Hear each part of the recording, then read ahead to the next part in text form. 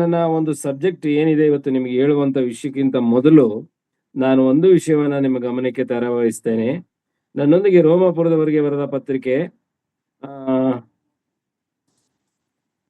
1ನೇ ಅಧ್ಯಾಯ 15ರ ಕೊನೆಯ ಭಾಗದಿಂದ 15ರಿಂದ 17ರವರೆಗೆ ನಾನು ಓದ್ತೇನೆ. ಈ ವಾಕ್ಯ ಭಾಗ ಮುಖ್ಯವಾಗಿ ಸುವಾರ್ತೆಯ ಸಾಮರ್ಥ್ಯ, ಸುವಾರ್ತೆಯ ಬಲ, ಸುವಾರ್ತೆಯ ಶ್ರೇಷ್ಠತೆ ಮತ್ತು ರಕ್ಷಣೆಯ ಒಂದು ಪರಿಪಕ್ವತೆಯ ಬಗ್ಗೆ ಈ ವಾಕ್ಯವು ನಮಗೆ ಬಹಳವಾಗಿ ತಿಳಿಸ್ತದೆ. ಅಂದ್ರೆ ಸುವಾರ್ತೆಯ ಶಕ್ತಿ ಏನೆಂಬುದನ್ನ ಈ ವಾಕ್ಯವು ನಮಗೆ ತಿಳಿಸ್ತಾ ಇದೆ. 15ನೇ ವಚನದ ಪ್ರಾರಂಭದಿಂದ ನಾನು ಓದ್ತೇನೆ. ಹೀಗಿರುವುದರಿಂದ ರೋಮಾಪುರದಲ್ಲಿರುವ ನಿಮಗೆ ಸಹ ಸುವಾರ್ತೆಯನ್ನು ಸಾರುವುದಕ್ಕೆ ನಾನಂತೂ ಸಿದ್ಧವಾಗಿದ್ದೇನೆ. ಅನೇಕರು ನಮ್ಮಲ್ಲಿ ಸೇರಿ ಬರ್ತಂತವರು ಇವತ್ತು ಸುವಾರ್ಥ ಸೇವೆಗೆ ಈಗ ಸಿದ್ಧರಾಗಿದ್ದಾರೆ. ಅನೇಕ ಸಹೋದರರು ಸಹೋದರಿಯರು ನಮ್ಮ ಕೂಡ ಅಂತವರೇ ಬಂದು ಈ ಝೂಮ್ ಮೀಟಿಂಗ್ ನಲ್ಲಿ ಸೇರ್ತಿದ್ದಾರೆ ಎಂಬುದಾಗಿ ನನಗೆ ಖಾತ್ರಿ ಇದೆ. ಮುಂದೆ ಹೋಗುವಾಗ ಸುವಾರ್ತೆಯ ವಿಷಯದಲ್ಲಿ ನಾನು ನಾಚಿಕೊಳ್ಳುವವನಲ್ಲ. ಈ ಕೆಲವೊಮ್ಮೆ ಸುವಾರ್ತೆ ಹೇಳುವುದಕ್ಕೆ ನಮ್ಗೆ ನಾಚಿಕೆ ಮತ್ತು ಭಯ ಇವೆರಡೂ ಕೂಡ ನಮ್ಗೆ ಅಡ್ಡಿಪಡಿಸುವಂತದ್ದಾಗಿದೆ.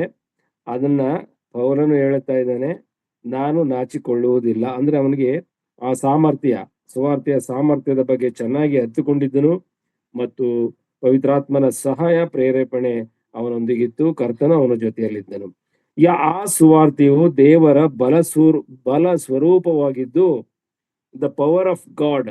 ಅಂದ್ರೆ ನಾವು ಎಫೆಸದವರಿಗೆ ಬರೆದ ಪತ್ರಿಕೆಯಲ್ಲಿ ನಾವು ಓದುವಾಗ ಅಲ್ಲಿ ಒಂದು ವಾಕ್ಯವು ಬರೆಯಲ್ಪಟ್ಟಿದೆ, ನಮಗೆ ದೇವರ ಮಕ್ಕಳಾಗುವ ಅಧಿಕಾರವನ್ನು ಕೊಡುವುದಕ್ಕೋಸ್ಕರ, ನಮಗೆ ಸುವಾರ್ತೆಯನ್ನು ಕೊಡುವುದಕ್ಕೋಸ್ಕರ, ರಕ್ಷಣೆಯನ್ನು ಕೊಡುವುದಕ್ಕೋಸ್ಕರ ಜಗದುತ್ಪತ್ತಿಗೆ ಮೊದಲೇ ಆತನಿಗಿರ್ತಕ್ಕಂಥ ಸರ್ವಶ್ರೇಷ್ಠವಾದಂತ ಸಾರ್ವಭೌಮತ್ವವಾದಂತ ಅಧಿಕಾರವನ್ನ ಉಪಯೋಗಿಸಿಕೊಂಡು ಆ ಅಧಿಕಾರದಿಂದಲೇ ಪಾಪಿಗಳಾದ ನಮ್ಮನ್ನ ನೀತಿವಂತರೆಂಬುದಾಗಿ ತನ್ನ ಮಗನ ಮೂಲಕ ಅವನು ತೀರ್ಮಾನವನ್ನ ಕೊಟ್ಟಿದ್ದಾನೆ. ಇದು ಬಹಳ ಮುಖ್ಯವಾಗಿ ನಾವು ಗಮನಿಸುವಂತದ್ದು. ಯಾಕೆ ಅಂತ ಹೇಳಿದರೆ, ನಾವು ಆತನಿಗೆ ಮಹಿಮೆ ಉಂಟು ಮಾಡುವ ಮಕ್ಕಳಾಗಿ ಆತನೊಂದಿಗೆ ಇರಬೇಕಾಗಿದೆ, ಸದಾಕಾಲ ಆತನೊಂದಿಗೆ ಜೀವಿಸಬೇಕಾಗಿದೆ. ಈ ಕಾರಣದಿಂದ ತನ್ನ ಮಗನನ್ನ ಬಲಿ ಕೊಟ್ಟು ನಮ್ಮನ್ನ ಕೊಂಡುಕೊಂಡಿದ್ದಾನೆ. ಮತ್ತು ಇದು ಸುವಾರ್ತೆಯಿಂದ ಬರತಕ್ಕಂತ ಆ ರಕ್ಷಣೆ ಅದು ನಮ್ಮ ಯಾವ ಒಂದು ಕಾರ್ಯಗಳಿಂದ ಉಳಿಯುವಂಥದ್ದಲ್ಲ ಅಥವಾ ಬರುವಂಥದ್ದು ಅಲ್ಲ. ಅದು ನಮ್ಮ ತಂದೆಯಾದ ದೇವರ ಬಲ ಸ್ವರೂಪವಾಗಿದ್ದು, ಅಂದ್ರೆ ಸಾರ್ವಭೌಮತ್ವ ಉಳ್ಳ ದೇವರು, ತನ್ನ ಇಷ್ಟದಂತೆ ಮಾಡುವಂತ ದೇವರು, ತನ್ನ ಇಷ್ಟ ಅದು ನಮ್ಮನ್ನ ರಕ್ಷಿಸಬೇಕು ಎಂಬುದು ಆತನ ಇಷ್ಟ ಆಗಿರೋದ್ರಿಂದ ಆತನು ನಮ್ಮನ್ನ ಆ ರೀತಿಯಲ್ಲಿ ನಮ್ಮನ್ನು ನಡೆಸಿದ್ದಾನೆ. ಆ ರಕ್ಷಣೆಯನ್ನ ನಮಗೆ ಕೊಟ್ಟಿದ್ದಾನೆ. ಅದು ಉಚಿತವಾದಂತ ರಕ್ಷಣೆ. ನಾವು ಮುಂದೆ ಓದುವಾಗ 16ನೇ ವಚನದ ಮುಂದಿನ ಭಾಗ, ಮೊದಲು ಯಹೂದ್ಯರಿಗೆ ಆಮೇಲೆ ಗ್ರೀಕರಿಗೆ ಅಂತೂ ನಂಬುವರೆಲ್ಲರಿಗೂ ರಕ್ಷಣೆ ಉಂಟು ಮಾಡುವಂಥದ್ದು. ಯಾರು ಕರ್ತನಾದ ಯೇಸು ಕ್ರಿಸ್ತನನ್ನು ನಂಬುತ್ತಾರೋ ಅವರೆಲ್ಲರಿಗೂ ರಕ್ಷಣೆ ಉಂಟು ಮಾಡುವಂಥದ್ದು. ಸುವಾರ್ತೆಯ ಸಾಮರ್ಥ್ಯ ಈ ಭಾಗದಲ್ಲಿ ನಮಗೆ ಹೇಳ್ತದೆ. Only believe. ಬೇರೆ ಇನ್ನೇನನ್ನು ದೇವರು ಕೇಳಿಲ್ಲ ನಮ್ಮನ್ನ.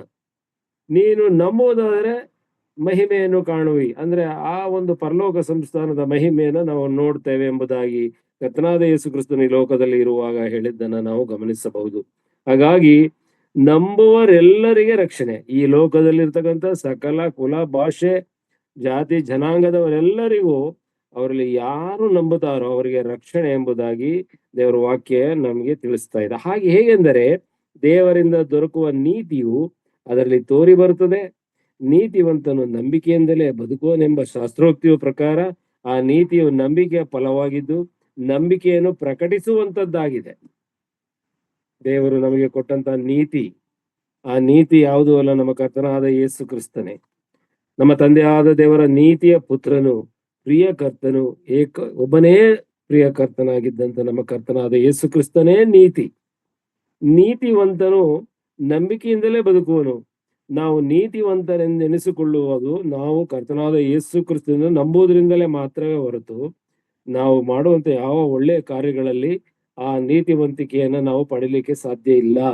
ಅದು ದೇವರು ನೀನು ರಕ್ಷಿಸಲ್ಪಟ್ಟಿದ್ದಿ, ನೀನು ನೆಮ್ಮದಿಯಿಂದ ಇರು ಎಂಬುದಾಗಿ ನಮಗೆ ತಿಳಿಸುವಂತವನಾಗಿದ್ದಾನೆ. ಹಾಗಾಗಿ ನೀತಿವಂತನು ನಂಬಿಕೆಯಿಂದಲೇ ಬದುಕುವನೆಂಬ ಶಾಸ್ತ್ರೋಕ್ತಿಯ ಪ್ರಕಾರ ಆ ನೀತಿಯು ನಂಬಿಕೆಯ ಫಲವಾಗಿದ್ದು ನಂಬಿಕೆಯನ್ನು ಪ್ರಕಟಿಸುವಂತದ್ದಾಗಿದೆ ಅಂತ ಹೇಳಿದ್ರೆ ಕರ್ತನಾದ ಯೇಸು ಕ್ರಿಸ್ತನೇ ಆ ನಂಬಿಕೆಯನ್ನ ನಮ್ಮ ಹೃದಯದಲ್ಲಿ ಇಟ್ಟು ಅದನ್ನು ಬೆಳೆಸುವಾತನು ಆತನೇ ಆಗಿದ್ದಾನೆ. ಈ ವಾಕ್ಯವನ್ನ ನಿಮಗೆ ಹೇಳಬೇಕೆಂಬುದಾಗಿ ನನಗೆ ಬಹಳ ಆಸೆ ಇತ್ತು. ಆದ್ದರಿಂದ ನಾನು ಅದನ್ನ ನಿಮಗೆ ತಿಳಿಯಬಯಸಿದ್ದೇನೆ. ಮತ್ತು ಈಗ ನನ್ನ ಒಂದು ಸಬ್ಜೆಕ್ಟ್ಗೆ ನಾನು ಹೋಗ್ತೇನೆ. ಸಬ್ಜೆಕ್ಟ್ ನಾನು ಸಂಪೂರ್ಣ ಮಾಡ್ಲಿಕ್ಕೆ ಸಾಧ್ಯ ಇಲ್ಲ, ಯಾಕಂದ್ರೆ ಸಮಯ ಈಗಾಗಲೇ 8:57 ಆಯ್ತು. 9 ಗಂಟೆಗೆ ಕೇವಲ 3 ನಿಮಿಷ ಇದೆ. ಹಾಗಾಗಿ ನಾನು ಆದಷ್ಟು ಬೇಗ ನಿಲ್ಲಿಸದೆ ಅದು ಮುಕ್ತಾಯ ಮಾಡ್ಲಿಕ್ಕೆ ನಾನು ಪ್ರಯತ್ನ ಮಾಡ್ತೇನೆ. 2ನೇ ಥೆಸಲೋನಿಕದವರಿಗೆ ಬರೆದ ಪತ್ರಿಕೆ 2ನೇ ಥೆಸಲೋನಿಕದವರಿಗೆ ಅಲ್ಲ ಸಾರಿ 1ನೇ ಥೆಸಲೋನಿಕದವರಿಗೆ ಬರೆದ ಪತ್ರಿಕೆ 1ನೇ ಪತ್ರಿಕೆ ಥೆಸಲೋನಿಕದವರಿಗೆ ಬರೆದ 1ನೇ ಪತ್ರಿಕೆ 5ನೇ ಅಧ್ಯಾಯದ ನಾನು 12ನೇ ವಚನದ ಪ್ರಾರಂಭದಿಂದ ನಿಮಗೆ ಹೇಳಲು ಈಗ ನಾನು ತುಂಬಾ ಉತ್ಸಾಹದಲ್ಲಿ ಇದ್ದೇನೆ. ಕರ್ತನು ನನಗೆ ಹೇಳುವಂತ ಜ್ಞಾನವನ್ನ ಮಾತನಾಡಲು ಶಕ್ತಿಯನ್ನ ದಯಪಾಲಿಸಲಿ. ಇಲ್ಲಿ ಈ ವಾಕ್ಯದ ಶಿರೋನಾಮೆ, ಬಹುಶಃ ನೀವೆಲ್ಲರೂ ಸತ್ಯವೇದವನ್ನ ತೆರೆದಿದ್ದೀರಿ ಎಂದು ನಾನು ನಂಬ್ತೇನೆ. ತೆರೆದಿದ್ದರೆ ನಿಮಗೆ ತುಂಬಾ ಚೆನ್ನಾಗಿ ಅರ್ಥ ಆಗ್ತದೆ. ಕೇವಲ ಅದನ್ನ ಕೇಳುವುದಾಗ ನಿಮಗೆ ಅದು ಅರ್ಥ ಆಗುವುದು ಮತ್ತು ನಮ್ಮ ಬುದ್ಧಿಶಕ್ತಿಯಲ್ಲಿ ಉಳ್ಕೊಳ್ಳುವುದು ಸ್ವಲ್ಪ ಕಷ್ಟ ಆಗ್ಬಹುದು. ಇರ್ಲಿ, ಈಗ ನೀವು 12ನೇ ವಚನದಾಗ ಮೊದಲನೇ ಆ ಶಿರೋನಾಮೆ ಏನಿದೆ ಅಂದ್ರೆ ಕ್ರೈಸ್ತರು ಅನುಸರಿಸತಕ್ಕ ಕೆಲವು ಸೂತ್ರಗಳು. ಕ್ರೈಸ್ತರು ಅನುಸರಿಸತಕ್ಕ ಕೆಲವು ಸೂತ್ರಗಳು ಯಾವಾಗ ನಮ್ಮ ಕರ್ತನಾದ ಯೇಸು ಕ್ರಿಸ್ತನು ಮಧ್ಯಾಕಾಶಕ್ಕೆ ಬರುತ್ತಾನೆಂಬುದಾಗಿ ನಾವು ನಂಬಿರುವಂತ ನಾವು ಇಂದೆಲ್ಲ ನಾಳೆ ನಾವು ಕರ್ತನ ಬಳಿಗೆ ಹೋಗ್ತೇವೆ, ಕರ್ತನನ್ನ ನಾವು ನೋಡ್ತೇವೆ.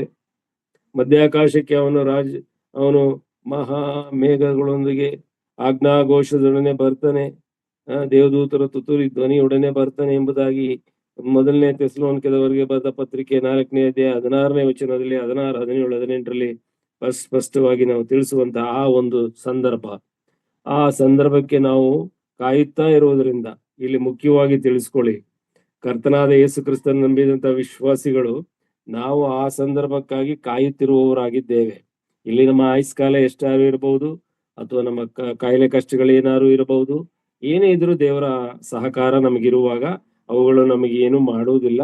ಅದು ನಮ್ಮನ್ನ ಅದರಿಂದ ದೇವರು ಕಾಪಾಡುವ ಜವಾಬ್ದಾರಿ ಆತನು ಹೊತ್ತುಕೊಂಡಿದ್ದಾನೆ.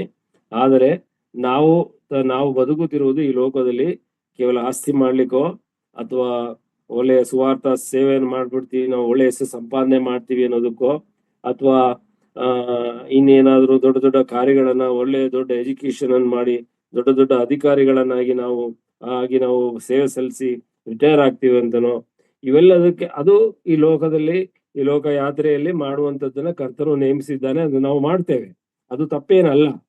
ಅದು ಆಸ್ತಿ ಮಾಡುವುದರಲ್ಲಿ, ದೊಡ್ಡ ಹುದ್ದೆಗೆ ಹೋಗುವುದರಲ್ಲಿ, ಒಳ್ಳೆ ಸಂಪಾದನೆ ಮಾಡುವುದರಲ್ಲಿ ಅದು ದೇವರು ಅದರಲ್ಲಿ ದೋಷ ಎಂದು ಎಲ್ಲೂ ಎಣಿಸಿಲ್ಲ. ಹಾಗಾಗಿ ಅದು ನಾವು ಜೀವನೋಪಾಯಕ್ಕೆ ನಾವು ದುಡಿಬೇಕು ಎಂಬುದಾಗಿ ಸತ್ಯವೇದ ನಮಗೆ ತಿಳಿಸ್ತದೆ. ಆದ್ರೆ ಇದೆಲ್ಲದಕ್ಕಿಂತ ಮುಖ್ಯವಾಗಿ ನಾವು ತಿಳಿಯುವಂಥದ್ದು ಕರ್ತನ ಆಗಮನ, 2ನೇ ಆಗಮನ, ಅದು ಮಧ್ಯಾಕಾಶಕ್ಕೆ ಆಗುವಂತ ಆಗಮನ. ಅದಕ್ಕೆ ಕಾಯುವಂತವರಾದ ನಮಗೆ, ಅಂದ್ರೆ ಈ ಬಲವಾದ ಸುವಾರ್ತೆಯನ್ನ ನಂಬಿ ಕರ್ತನಲ್ಲಿ ಒಂದಾಗಿರುವಂತ ನಮಗೆ ಈ ಲೋಕದಲ್ಲಿ ನಮ್ಮ ಜೀವಿತ ಕಾಲದಲ್ಲಿ ಅನುಸರಿಸಬೇಕಾದ ಕೆಲವು ಸೂತ್ರಗಳನ್ನ ಈ ವಾಕ್ಯ ಭಾಗಗಳು ನಮಗೆ ತಿಳಿಸ್ತದೆ. ಈಗ ನಿಮಗೆ ಅನುಮಾನ ಪರಿಹಾರ ಆಗಿರಬಹುದು ಎಂದು ನಾನು ನೆನೆಸ್ತೇನೆ. ಅದರಲ್ಲಿ 12ನೇ ವಚನ ಮತ್ತು 13ನೇ ವಚನದಲ್ಲಿ ಬಹು ಮುಖ್ಯವಾದಂತಹ ಒಂದು ವಿವರಣೆ ಅಲ್ಲಿದೆ. ಸಹೋದರರೇ, ಯಾರು ನಿಮ್ಮಲ್ಲಿ ಪ್ರಯಾಸ ಪಟ್ಟು ಕರ್ತನ ಕಾರ್ಯಗಳಲ್ಲಿ ನಿಮ್ಮ ಮೇಲೆ ಮುಖ್ಯಸ್ಥರಾಗಿದ್ದು ನಿಮಗೆ ಬುದ್ಧಿ ಹೇಳುತ್ತಾರೋ ಅವರನ್ನು ಲಕ್ಷಿಸಿ ಅವರ ಕೆಲಸದ ನಿಮಿತ್ತ ಅವರನ್ನು ಪ್ರೀತಿಯಿಂದ ಬಹಳವಾಗಿ ಸನ್ಮಾನ ಮಾಡಬೇಕೆಂದು ನಿಮ್ಮನ್ನು ಬೇಡಿಕೊಳ್ಳುತ್ತೇವೆ. ನಿಮ್ಮೊಳಗೆ ಸಮಾಧಾನವಾಗಿರ್ರಿ. ಈ ವಾಕ್ಯವನ್ನ ನಾನು ಹೆಚ್ಚು ಕಡಿಮೆ ನಿಮಗೆ ವಿವರಣೆ ಕೊಡಬೇಕು ಅಂತ ಹೇಳಿದ್ರೆ ಬಹಳ ಸಮಯ ಹಿಡಿತದೆ. ಕೆಲವು ದಿನಗಳೇ ಕೂಡ ಇಳಿಯಬಹುದು. ಈಗಾಗಲೇ ಇದರ ಬಗ್ಗೆ ನಾನು ದೇವದೂತರ ಶಾಸ್ತ್ರ ಅಭ್ಯಾಸ ಮಾಡುವಾಗ ಇದರ ಬಹಳ ವಿವರವಾಗಿ ನಿಮಗೆ ತಿಳಿಸಿದ್ದೇನೆ. ಅದನ್ನ ನೀವು ಗಮನಿಸಿರಿ. ಇಲ್ಲಿ ಸಹೋದರ, ಯಾರು ನಿಮ್ಮಲ್ಲಿ ಪ್ರಯಾಸ ಪಟ್ಟು ಕರ್ತನ ಕಾರ್ಯದಲ್ಲಿ ನಿಮ್ಮ ಮೇಲೆ ಮುಖ್ಯಸ್ಥರಾಗಿದ್ದು ಅಂದ್ರೆ ನಮ್ಮ ಸಭಾ ಹಿರಿಯರು. ಪ್ರತಿಯೊಬ್ಬ ವಿಶ್ವಾಸಿ ಒಂದು ಸಭೆ ಇರಬೇಕು ಅವರಿಗೆ, ಬಹಳ ಮುಖ್ಯವಾದಂತ ವಿಷಯ.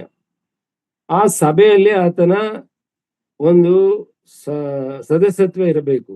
ಆ ಸಭೆಯಲ್ಲಿ ಅವರು ದೀಕ್ಷಾ ಸ್ನಾನವನ್ನು ತೆಗೆದುಕೊಂಡಿರಬೇಕು. ಆ ಸಭೆಯ ಸಹೋದರರ ಜೊತೆಯಲ್ಲಿ ಅವರು ರೊಟ್ಟಿ ಮುರಿಯುವ ಆ ಒಂದು ಕಾರ್ಯದಲ್ಲಿ ಅವರು ಸೇರಿ ಬರುವಂತವರಾಗಿರಬೇಕು. ಸಭೆ ಇಲ್ಲದೆ ಯಾವ ವಿಶ್ವಾಸಿ ಒಂಟಿಯಾಗಿರುವುದಕ್ಕೆ ಸಾಧ್ಯವಿಲ್ಲ. ಅವರು ವಿಶ್ವಾಸಿ ಆಗ್ಲಿಕ್ಕೆ ಸ್ವಲ್ಪ ಕಷ್ಟ ಅಂತ ನಾನು ಅನ್ಕೊಂತೀನಿ. ಇಲ್ಲಿ ಏನಂದ್ರೆ, ಸಭೆಯಲ್ಲಿ ನಾವು ಇರುವಾಗ ಸಭಾ ಹಿರಿಯರಿಗೆ ನಮಗೋಸ್ಕರ ಮುಖ್ಯಸ್ಥರಾಗಿ ನಾವು ಬುದ್ಧಿ ಹೇಳುವುದು ಅಂತ ಹೇಳಿದ್ರೆ ಏನು, ತಾವು ವಾಕ್ಯ ಸಂದೇಶವನ್ನ ಕೊಡುವಾಗ ತಿದ್ದುವಂತ ಕೆಲಸಗಳನ್ನ ಅವರು ಮಾಡುವಾಗ ನಾವು ಅವರನ್ನ ಲಕ್ಷಿಸಬೇಕು.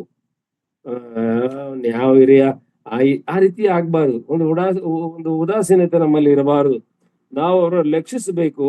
ಅವರ ಕೆಲಸದ ನಿಮಿತ್ತ ಅವರನ್ನು ಪ್ರೀತಿಯಿಂದ ಬಹಳವಾಗಿ ಸನ್ಮಾನಿಸುವಂದ್ರೆ ಗೌರವಿಸಬೇಕು. ಅದೊಂದು ಪದನೇ ನಾವು ಎಷ್ಟೊಂದು ಹೇಳಬಹುದು. ಈಗ ಸಮಯ ಇಲ್ಲದ್ರಿಂದ ಗೌರವಿಸಬಹುದು ಎಂಬುದನ್ನ ನಾವು ತಿಳ್ಕೊಳ್ಳೋಣ.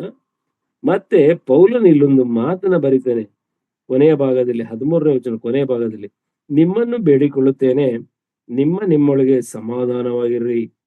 ಕಾರಣ ಏನ್ ಗೊತ್ತಾ, ಸಭೆಗಳಲ್ಲಿ ನಾವು ಒಬ್ಬರಿಗೊಬ್ಬರು ಸಮಾಧಾನವಾಗಿರುವಾಗ ನಾವು ದೇವರಿಗೆ ವಿರುದ್ಧವಾದಂತ ತಪ್ಪು ಕೆಲಸಗಳನ್ನ ನಾವು ಮಾಡುವುದಿಲ್ಲ. ನೆನ್ನೆ ರೆಜಿ ಅಲೆಕ್ಸ್ ಅವರು ಆ ಪಾಯಿಂಟ್ ಒಳ್ಳೆ ಆ ವಿಚಾರನ ಮಾತಾಡಿದ್ದಾರೆ. ನಾನು ಅದನ್ನ ಕೇಳಿಸ್ಕೊಂಡೆ. ನಾವು ಸಮಾಧಾನವಾಗಿರುವಾಗ, ಒಬ್ಬರ ಜೊತೆಯಲ್ಲಿ ಒಬ್ಬರು ಸಮಾಧಾನವಾಗಿ ಪ್ರೀತಿಯಿಂದ ಇರುವಾಗ ನಾವು ತಪ್ಪುಗಳನ್ನ ಮಾಡುವುದಿಲ್ಲ. ಇಲ್ಲದೆ ಹೋದರೆ ನಮ್ಮ ಮನಸ್ಸಿನಲ್ಲಿ ಒಬ್ಬ ಸಹೋದರಿಯ ವಿಚಾರದಲ್ಲಿ ನಮಗೆ ಕ್ರೋಧ, ಕೋಪ, ಅಸಮಾಧಾನಗಳು ಹುಟ್ಟುವಾಗ ಅದೆಲ್ಲ ಸೈತಾನ್ನಿಂದ ಬರುವಂತದ್ದು ದೆವ್ವಗಳ ಕಾರ್ಯ ಎಂಬುದಾಗಿ ಗಲಾತ್ಯದವರಿಗೆ ಬರೆದ ಪತ್ರಿಕೆ 5ನೇ ಅಧ್ಯಾಯದಲ್ಲಿ ಓದ್ತೇವೆ. ಅವುಗಳನ್ನ ನಾವು ಅನುಸರಿಸುವುದಾದಾಗ ಅಲ್ಲಿ ಏನಾಗ್ತದೆ ಅಂತ ಹೇಳಿದ್ರೆ, ನಮಗೆ ಅಸಮಾಧಾನ ಉಂಟಾಗ್ತದೆ. ಅಸಮಾಧಾನ ಉಂಟಾಗುವಾಗ ಆ ತಪ್ಪುಗಳನ್ನ ಅದು ಮಾಡಿಸ್ತದಂತೆ. ನಾವು ದೇವರ ಮುಂದೆ ಪರಿಶುದ್ಧರಾಗಿ ಇರ್ಲಿಕ್ಕೆ ಸಾಧ್ಯ ಇಲ್ಲ. ದೇವರ ಮುಂದೆ ಪರಿಶುದ್ಧರಾಗಿ ಜೀವಿಸ್ಲಿಕ್ಕೆ ಸಾಧ್ಯ ಇಲ್ಲ. ಆ ಒಂದು ಕೆಟ್ಟ ಆಲೋಚನೆಗಳು ನಮ್ಮ ತಲೆಯಲ್ಲಿ ಕೊರಿತಾ ಇರ್ತದಂತೆ. ಹಾಗಾಗಿ ನಾವು ದೇವರ ಮುಂದೆ ಎಲ್ಲರನ್ನ ಪ್ರೀತಿಸುವವರಾಗಿ ಸಮಾಧಾನವಾಗಿರಬೇಕು. 14ನೇ ವಚನ, ಸಹೋದರರೇ, ಅಕ್ರಮವಾಗಿ ನಡೆಯುವವರಿಗೆ ಬುದ್ಧಿ ಹೇಳಿರಿ. ಅಕ್ರಮವಾಗಿ ನಡೆಯುವವರಿಗೆ ಬುದ್ಧಿ ಹೇಳಿರಿ ಅಂತ ಹೇಳಿದರೆ ನಾವು ಒಂದು ವಾಕ್ಯವನ್ನ ಗಮನಿಸೋಣ. ನಾನು ಬೇಗ ಹೋಗ್ತೇನೆ.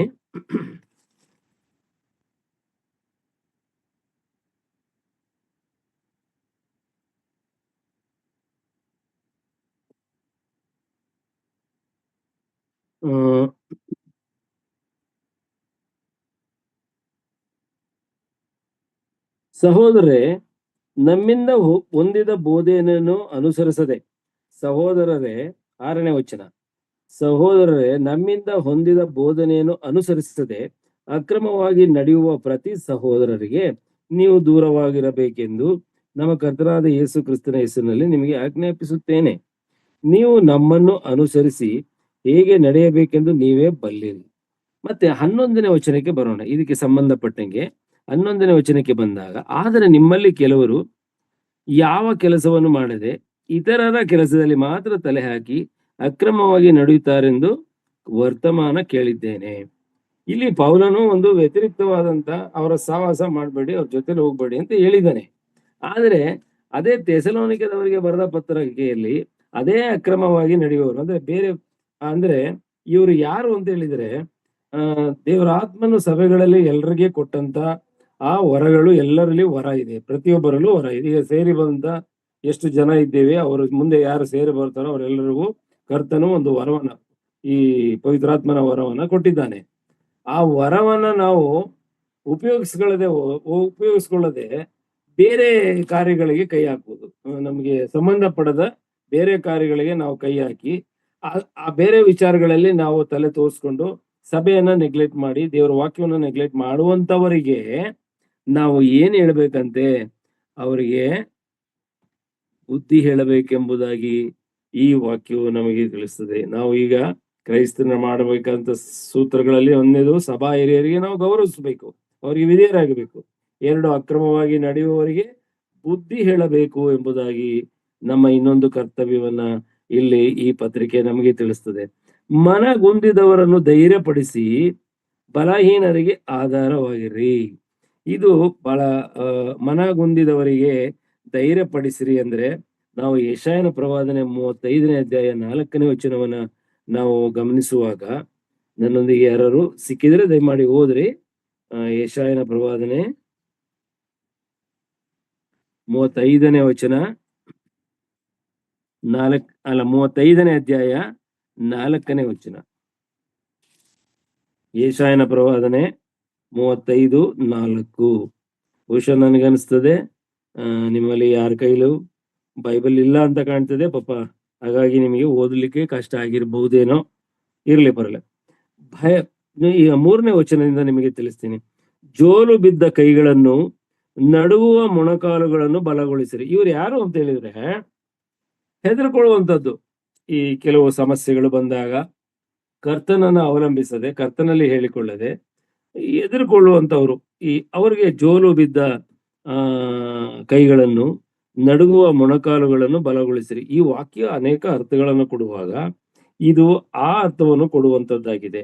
ಯಾರು ಸ್ವಲ್ಪ ಬಲಹೀನತೆ ಇರತಕ್ಕಂಥವ್ರು, ಆತ್ಮೀಕವಾಗಿ ಅವರಿಗೆ ಭಯಭ್ರಾಂತ ಹೃದಯರಿಗೆ ಬಲಗೊಳ್ಳಿರಿ, ಹೆದರಬೇಡಿರಿ. ಈಗ ನಿಮ್ಮ ದೇವರು ಮುಯಿ ತೀರಿಸುವುದಕ್ಕೂ ದೈವಿಕ ಪ್ರತಿಫಲವನ್ನು ಕೊಡುವುದಕ್ಕೂ ಬರುವನು ಎಂಬುದಾಗಿ ನಾವು ಅವರಿಗೆ ಏನ್ ಮಾಡಬೇಕು?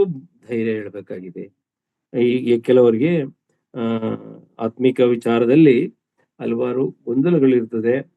ಅವ್ರ ಮುಂದೆ ನಾವು ಗೊಂದಲವನ್ನ ಜಾಸ್ತಿ ಮಾಡುವ ರೀತಿಯಲ್ಲಿ ನಾವು ನಡ್ಕೊಳ್ಳಬಾರದು. ಅದ್ರ ಬದಲು ಅವರಿಗೆ ಧೈರ್ಯವನ್ನ ಹೇಳಿ ನಾವು ಅವರನ್ನ ಆತ್ಮೀಕವಾಗಿ ಬಲಪಡಿಸ್ರಿ ಎಂಬುದಾಗಿ ಈ ವಾಕ್ಯದ ಅರ್ಥ ಆಗಿದೆ ಎಂಬುದಾಗಿ ನಾನು ಇಷ್ಟು ಕೇಳಿ, ನಾನು ರೋಮಾಪುರದವರಿಗೆ ಬರೆದ ಪತ್ರಿಕೆ 5ನೇ ಅಧ್ಯಾಯ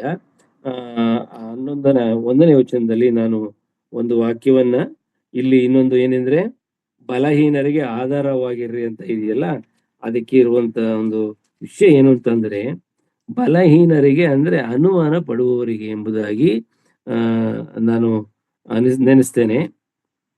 ಅದು ಹೇಗೆ ಹೇಳ್ತಾರೆ ಅಂದ್ರೆ, ಇದನ್ನೇ ರೋಮಾಪುರದವರಿಗೆ ಬರೆದ ಪತ್ರಿಕೆ 1ನೇ ಅಧ್ಯಾಯ 15ನೇ ಅಧ್ಯಾಯ 1ನೇ ಅಧ್ಯಾಯ 15ನೇ ವಚನ, ಕ್ಷಮಿಸಿ, ರೋಮಾಪುರದವರಿಗೆ ಬರೆದ ಪತ್ರಿಕೆ 15ನೇ ಅಧ್ಯಾಯ 1ನೇ ವಚನ. ದೃಢವಾದ ನಂಬಿಕೆಯುಳ್ಳ ನಾವು ನಮ್ಮ ಸುಖವನ್ನು ನೋಡಿಕೊಳ್ಳದೆ ದೃಢವಿಲ್ಲದವರ ಅನುಮಾನಗಳನ್ನು ಸಹಿಸಿಕೊಳ್ಳಬೇಕು. ನಮ್ಮಲ್ಲಿ ಪ್ರತಿಯೊಬ್ಬನು ತನ್ನ ನೆರೆಯವನ ಹಿತವನ್ನು ಭಕ್ತಿಯ ವೃದ್ಧಿಯನ್ನು ಅಪೇಕ್ಷೆ ಪಡುವವನಾಗಿ ಅವನ ಸುಖವನ್ನು ನೋಡಿಕೊಳ್ಳಲಿ. ಆದರೆ ಕ್ರಿಸ್ತನು ಸಹ ತನ್ನ ಸುಖವನ್ನು ನೋಡಿಕೊಳ್ಳಲಿಲ್ಲ. ದೇವರೇ, ನಿನ್ನನ್ನು ದೂಷಿಸುವರ ದೂಷಣೆಗಳು ನನ್ನ ಮೇಲೆ ಬಂದವು ಎಂಬುದಾಗಿ ಬರೆದಿರುವಂತೆ ಆತನಿಗೆ ಸಂಭವಿಸುತ್ತಲ್ಲ. ಅಂದ್ರೆ ಇಲ್ಲಿ ಅನುಮಾನ ಪಡ್ತಾರೆ. ದೃಢವಾದ ನಂಬಿಕೆ ಉಳ್ಳ ನಾವು ಆ ದೃಢವಿಲ್ಲದವರನ್ನ ಅನುಮಾನಗಳನ್ನ ಸಹಿಸ್ಕೊಳ್ಬೇಕು. ಅವರು ಕೆಲವು ಬೇರೆ ನಂಬಿಕೆ ಇಲ್ದವರು, ನಾವ್ ಹೆಂಗ್ರಿ ನಂಬೋಣ, ವಿಶ್ವಾಸಿಗಳಿಗೆ ನಾವು ಹೇಳ್ತಾ ಇರೋದು, ವಿಶ್ವಾಸಿಗಳು ಅವಿಶ್ವಾಸಿಗಳಿಗೂ ಕೂಡ ನಾವು ಈ ಕಾರ್ಯವನ್ನ ಮಾಡಬೇಕಾಗ್ತದೆ. ಅಂದ್ರೆ ಅವರನ್ನ ಅನುಮಾನ ಪಡುವವ್ರನ್ನ ನಾವು ಬಲಹೀನರು ಎಂಬುದಾಗಿ ದೇವರ ವಾಕ್ಯ ಈ ರೋಮಾಪುರದವರಿಗೆ ಬರೆದ ಪತ್ರಿಕೆ 15ನೇ ಅಧ್ಯಾಯ 1ನೇ ವಚನದಲ್ಲಿ ತಿಳಿಸಿದೆ. ಅಂತವರನ್ನ ನಾವು ಬಲಪಡಿಸಬೇಕು. ಅವ್ರಿಗೆ ದೃಢತೆ ಬರುವ ಹಾಗೆ ಅವ್ರಿಗೆ ಧೈರ್ಯ ಕೊಡ್ಬೇಕು, ಮತ್ತೆ ಅವರನ್ನ ತರಬೇತಿ ಮಾಡ್ಬೇಕು. ಆ ಒಂದು ಅನುಮಾನವನ್ನ ಅವರಿಂದ ಪರಿಹಾರ ಮಾಡುವ ರೀತಿಯಲ್ಲಿ ನಾವು ಕರ್ತನ ಸಹಾಯದಿಂದ ಅವರ ಜೊತೆಯಿಂದ ಒಗೆತನ ಮಾಡಬೇಕು. ಅದರ ಬದಲಾಗಿ ನಾವು ಅವರನ್ನ ತಿರಸ್ಕರಿಸಬಾರದು. ಈಗ ಎಷ್ಟೋ ಜವಾಬ್ದಾರಿಯನ್ನ ನಮಗೆ ಕೊಟ್ಟಿದ್ದಾನೆ. ಕ್ರೈಸ್ತರಾಗಿ ಎಷ್ಟೊಂದು ಜವಾಬ್ದಾರಿಯನ್ನ ನಮಗೆ ಕೊಟ್ಟಿರೋದನ್ನ ಇಲ್ಲಿ ಗಮನಿಸ್ತೇವೆ. ಕಷ್ಟದಲ್ಲಿರುವವರಿಗೆ ಸಹಾಯ ಮಾಡಬೇಕು. ಅಪೊಸ್ತಲರ ಕೃತ್ಯ 20ನೇ ಅಧ್ಯಾಯ 30ನೇ ವಚನದಲ್ಲಿ ಏನಿದೆ? ಇಲ್ಲಿ ವಾಕ್ಯ ಏನಿದೆ? ಬಲಹೀನರಿಗೆ ಆಧಾರವಾಗಿರಿ ಅಂತ ಹೇಳಿದರೆ ಕಷ್ಟದಲ್ಲಿ ಇರೋರಿಗೆ ಸಹಾಯ ಮಾಡಬೇಕು. ಈಗ ನನ್ನ ಸಹೋದರರು ಯಾವುದೋ ಒಂದು ಕಷ್ಟದಲ್ಲಿದ್ದಾರೆ ಎಂಬುದಾಗಿ ತಿಳಿದು ಬರುವಾಗ ನಾವು ಅವ್ರನ್ನ ಭೇಟಿ ಮಾಡಿಯೋ ಅಥವಾ ಏನರಲ್ಲ, ಈಗ ಫೋನ್ಗಳಿರೋದ್ರಿಂದ ಫೋನ್ ಮುಖಾಂತರ ಕೂಡ ನಾವು ಅವ್ರನ್ನ ಭೇಟಿ ಮಾಡಬಹುದು, ಅವ್ರಿಗಾಗಿ ಪ್ರಾರ್ಥನೆ ಮಾಡಬಹುದು, ಸಾಂತ್ವನ ಹೇಳ್ಬಹುದು, ಹೆದರಬೇಡಿ, ಕರ್ತನು ನಿಮ್ಮೊಂದಿಗಿದ್ದಾನೆ ಎಂಬುದಾಗಿ ತಿಳಿಸಬಹುದು. ಆ ರೀತಿಯಲ್ಲಿ ಅವರನ್ನ ನಾವು ಏನ್ ಮಾಡಬೇಕು? ಆ ಕಷ್ಟದಲ್ಲಿರುವವರಿಗೆ ಸಹಾಯ ಮಾಡಬೇಕು. ನಮ್ಮ ಕೈಲಾದ್ರೆ ಹಣಕಾಸಿನ ಸಹಾಯವನ್ನು, ನಮ್ಮ ಕೈಲಾದ್ರೆ ಬೇರೆ ಬೇರೆ ರೀತಿಯ ಸಹಾಯಗಳನ್ನ ನಾವು ಒಬ್ಬರಿಗೊಬ್ಬರು ಮಾಡಬೇಕು ಎಂಬುದಾಗಿ ಮತ್ತೊಂದು ಕರ್ತವ್ಯ ಸೂತ್ರಗಳು. ಇದು ಕ್ರೈಸ್ತರು ಅನುಸರಿಸಬೇಕಾದಂತ ಸೂತ್ರಗಳು ಇವು. ಇವುಗಳನ್ನು ಮಾಡುವಾಗ ಅದು ಬಹಳ ಚೆನ್ನಾಗಿ ಒಬ್ಬೊಬ್ಬ ವಿಶ್ವಾಸಿಗಳನ್ನ ಅದು ಕಾಪಾಡ್ತದಂತೆ ದೇವರ ಮುಂದೆ. ಮತ್ತೆ ದೇವರು ಬಹಳ ಹತ್ತಿರದಲ್ಲಿದ್ದು ನಮ್ಮ ಜೊತೆಯಲ್ಲಿದ್ದು ಬಹಳ ಸಂತೋಷ ಪಡ್ತಾನಂತೆ. ಹಂಗಾಗಿ ನಾವು ಆ ರೀತಿಯಲ್ಲಿ ನಾವು ಕಷ್ಟದಲ್ಲಿರುವವರಿಗೆ ಸಹಾಯವನ್ನು ಮಾಡುವುದು ಕೂಡ ಕ್ರೈಸ್ತರು ಅನುಸರಿಸತಕ್ಕಂತ ಸೂತ್ರವಾಗಿದೆ. ಇನ್ನೊಂದು ವಾಕ್ಯ ಅದೇ 14 ದೀರ್ಘ ಶಾಂತರಾಗಿರ್ರಿ ಎಂಬುದಾಗಿ ಬರೆಯಲ್ಪಟ್ಟಿದೆ. ದೀರ್ಘ ಶಾಂತರಾಗಿರ್ರಿ ಎಂದು ನಿಮ್ಮನ್ನು ಪ್ರಬೋಧಿಸುತ್ತೇನೆ. 1 ಕೊರಿಂಥ 13ನೇ ಅಧ್ಯಾಯ 4ನೇ ವಚನದಲ್ಲಿ ಏನ್ ಹೇಳ್ತದಂದ್ರೆ ಅದು ಪ್ರೀತಿಯ ಬಗ್ಗೆ ಮಾತಾಡ್ತದೆ. ದೀರ್ಘ ಶಾಂತ ಯಾವಾಗ ನಮಗೆ ಬರ್ತದೆ, ಈ ಕೆಲವು ಮಾತುಗಳು ವಿರುದ್ಧವಾಗಿ ನಮಗೆ ಬಂದಂತ ಸಂದರ್ಭದಲ್ಲಿ, ನಮ್ಮ ವಿಷಯದಲ್ಲಿ ಕೆಟ್ಟದಾಗಿ ಮಾತನಾಡಿದಂತ ಸಂದರ್ಭದಲ್ಲಿಯೋ ಅಥವಾ ಏನೋ ಊಹಾಪೋಹಗಳು ಬಂದಾಗ ಒಬ್ಬ ಸಹೋದರಗೂ ಮತ್ತೊಬ್ಬ ಸಹೋದರನಿಗೂ, ಒಬ್ಬ ಸಹೋದರಿಗೂ ಮತ್ತೊಂದು ಸಹೋದರಿಗೂ, ಅವರು ಹಿಂಗಂತ ಇದಾರೆ ನನ್ ಬಗ್ಗೆ, ನಾನ್ ಯಾಕೆ ಇದೆಲ್ಲ ಬರ್ತದೆ. ಇದು ಮಾಮೂಲಿ ಲೋಕರೂಢಿಯಲ್ಲಿ ಬರುವಂತದ್ದು. ದೀರ್ಘ ಶಾಂತಿ ಅಂದ್ರೆ ನಿಮ್ಮನ್ನ ನಿಂದಿಸುವವರನ್ನ ನೀವು ಪ್ರೀತಿಸುವಾಗ, ಇಂಥ ಕೆಟ್ಟ ಸುದ್ದಿಗಳು ನಿಮ್ಮ ಕಿವಿಗೆ ಬೀಳುವಾಗ ನೀವು ಅವ್ರನ್ನ ಪ್ರೀತಿಯಿಂದ ನೋಡಿದರೆ. 1 ಕೊರಿಂಥ 13:4 ಅದು ಬರೆಯಲ್ಪಟ್ಟಿದೆ. ಒಂದು ಸಾರಿ ಅದನ್ನು ನೋಡೋಣ. 1 ಕೊರಿಂಥ 13ನೇ ಅಧ್ಯಾಯ 4, ಅದು ಪ್ರೀತಿಯ ವಿಚಾರದಲ್ಲೇ ಇರುವಂತದ್ದು. 4ನೇ ವಚನ, ಪ್ರೀತಿಯು ತಾಳ್ಮೆ ಉಳ್ಳದ್ದು, ಪ್ರೀತಿಯು ದಯ ತೋರಿಸುವಂತದ್ದು, ಪ್ರೀತಿಯು ಹೊಟ್ಟೆಗಿಚ್ಚು ಪಡುವುದಿಲ್ಲ, ಹೊಗಳಿಕೊಳ್ಳುವುದಿಲ್ಲ, ಉಬ್ಬಿಕೊಳ್ಳುವುದಿಲ್ಲ, ಮರ್ಯಾದೆಗಿಟ್ಟು ನಡೆಯುವುದಿಲ್ಲ. ಹೇಗಿದೆ ಅಂದ್ರೆ ದೀರ್ಘ ಶಾಂತಿ ಇರಿ ಅಂತ ಹೇಳಿದ್ರೆ, ಆ ದೀರ್ಘ ಶಾಂತಿ ನಿಮ್ಮಲ್ಲಿ ಬರಬೇಕಂದ್ರೆ ನೀವು ನಮ್ಮ ಈ ಸಭೆಗಳಲ್ಲಿ ಪ್ರತಿಯೊಬ್ಬರು ಕೂಡ ಒಬ್ಬರಿಗೊಬ್ಬರು ಯಾವಾಗಲೂ ಪ್ರೀತಿಸಬೇಕು. ಇದು ಬಹಳ ಮುಖ್ಯವಾದಂಥದ್ದು. ನಿಮಗೆ ಅರ್ಥ ಆಗಿರ್ಬಹುದು, ನಾನು ಈ ರೀತಿ ನೆನೆಸ್ತೇನೆ. ನೀವು ಒಬ್ಬರೊಬ್ಬರನ್ನ ಆ ಪವಿತ್ರವಾದ ಪ್ರೀತಿಯಿಂದ ನಾವು ಒಬ್ಬರನ್ನೊಬ್ಬರನ್ನ ನಾವು ಪ್ರೀತಿಸುವಾಗ ಆ ದೀರ್ಘ ಶಾಂತಿ ನಮಗೆ ಆಟೋಮೆಟಿಕ್ ಆಗಿ ಅದಕ್ಕದೇ ನಮಗೆ ಬರ್ತದೆ. ನಾವು ಯಾರ ಮೇಲೂ ಕೋಪ ಮಾಡಿಕೊಳ್ಳುವುದಿಲ್ಲ, ಯಾರನ್ನೂ ನಿಂದಿಸುವುದಿಲ್ಲ, ಯಾರನ್ನೂ ನಾವು ತೆಗಳುವುದಿಲ್ಲ, ಯಾರನ್ನೂ ನಾವು ದೂರ ಮಾಡುವುದಿಲ್ಲ, ಎಲ್ಲರನ್ನೂ ನಮ್ಮಂತೆ ಪ್ರೀತಿ ಮಾಡ್ತೇವೆ. ಈ ಪ್ರೀತಿ ಬಂದದ್ದು ನೀತಿ ಸ್ವರೂಪನಾದ ನಮ್ಮ ಕರ್ತನಾದ ಯೇಸು ಕ್ರಿಸ್ತನಿಂದ ಅಂತ ಹೇಳುದನ್ನ ನಾವು ಮರಿಬಾರ್ದು. ಈಗಾಗಲೇ ಸಮಯ ಆಗ್ತಾ ಇದೆ, ಇನ್ನು ಸ್ವಲ್ಪ ಸಮಯ ಇದೆ. ನಾವು ಈಗ 15ನೇ ವಚನಕ್ಕೆ ಬರೋಣ. ಯಾರು ಅಪಕಾರಕ್ಕೆ ಅಪಕಾರ ಮಾಡದಂತೆ ನೋಡಿಕೊಳ್ಳ್ರಿ. ನಾನು ಮಾಡ್ತೀನಿ. ಥೆಸಲೋನಿಕದವರಿಗೆ ಬರೆದ 2ನೇ ಪತ್ರಿಕೆ 5ನೇ ಅಧ್ಯಾಯದ 14ನೇ ವಚನದಲ್ಲಿ ನಾನೀಗ ಹೇಳ್ತಾ ಇದ್ದೇನೆ, ಸಹೋದರರೇ, ಅಕ್ರಮವಾಗಿ ನಡೆಯುವವರಿಗೆ ಬುದ್ಧಿ ಹೇಳಿರಿ. ಅಕ್ರಮವಾಗಿ ನಡೆಯುವವರಿಗೆ ನಾವು ಬುದ್ಧಿ ಹೇಳಿರಿ. ಈಗ ನಾವು ಕೇಳಿದ್ದದನ್ನೇ ಮನಗೊಂದಿ ಇಲ್ಲ 15ನೇ ವಚನ, 15ನೇ ವಚನದಲ್ಲಿ ಯಾರು ಅಪಕಾರಕ್ಕೆ ಅಪಕಾರ ಮಾಡದಂತೆ ನೋಡಿಕೊಳ್ಳಿರಿ. ಯಾರು ಅಪಕಾರಕ್ಕೆ ಅಂದ್ರೆ ಮುಯಿಗೆ ಮುಯಿ ತೀರ್ಸೋದು. ಅವನು ಹೀಗೆ ಅವನು ಮಾಡೋದು ನಂಗೆ ಗೊತ್ತಿಲ್ವಾ, ಅವನು ಮಾಡಿಲ್ವಾ ಅಂತ ಎಲ್ಲೋ ಒಂದ್ ಕಡೆ ಮಾತಾಡ್ತಾನೆ. ಅದನ್ನ ಕೇಳಿಸ್ಕೊಂಡ್ ಬಂದು ಇನ್ನೊಬ್ಬ ಸಹೋದರಿ ಇರೋದಂಗೆ, ಯಾರೋ ಸಹೋದರಿ ಹಿಂಗ್ ಮಾತಾಡ್ತಿರೋಂತ ಮತ್ತೊಬ್ಬ ಮಧ್ಯವರ್ತಿ ಸಹೋದರಿ ಬಂದು ಈ ಸಹೋದರಿಗೆ, ಅಕ್ಕ ನಿಮ್ ಬಗ್ಗೆ ಈ ತರ ಅಂತ ಇದ್ರಂತೆ, ಅಕ್ಕ ಹಿಂಗಂತಿದ್ರಂತೆ ಅಂತ ಹೇಳಿದಾಗ ಅಲ್ಲಿ ಏನು ಹೊರಪಡ್ತದೆ.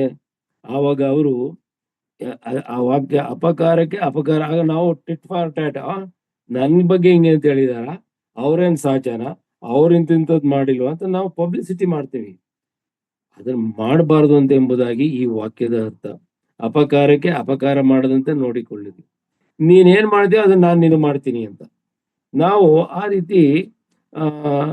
ಆ ರೀತಿ ನಾವು ನಡಿಬಾರ್ದು ಕ್ರೈಸ್ತತ್ವದಲ್ಲಿ. ಅದಕ್ಕೆ ಅವಕಾಶ ಇಲ್ಲ ಎಂಬುದಾಗಿ ಈ ವಾಕ್ಯ, ದೇವರ ವಾಕ್ಯ ನಮಗೆ ತಿಳಿಸ್ತದೆ.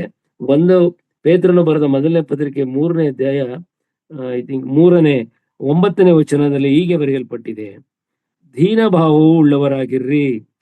ಎಂತ ಅದ್ಭುತವಾದಂತ ವಾಕ್ಯ. ಇದು ಮರ್ತೋಗ್ಬಿಡ್ತಿದ್ರಿ ನಮಗೆ.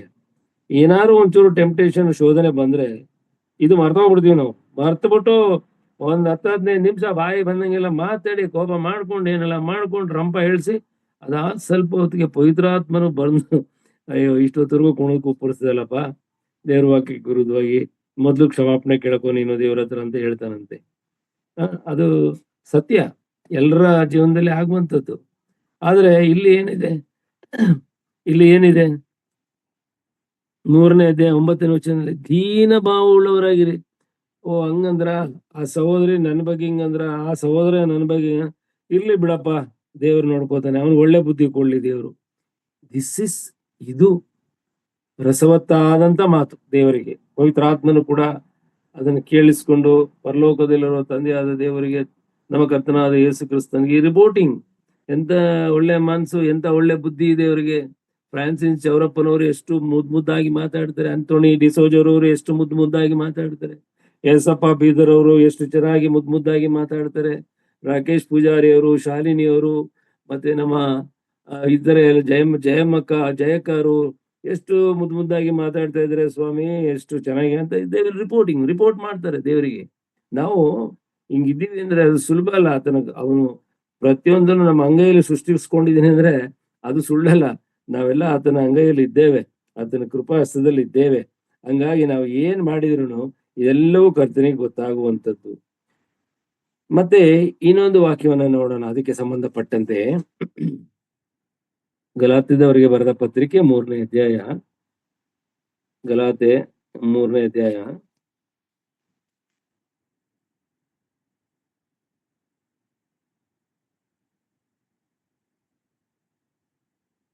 6ನೇ ಅಧ್ಯಾಯ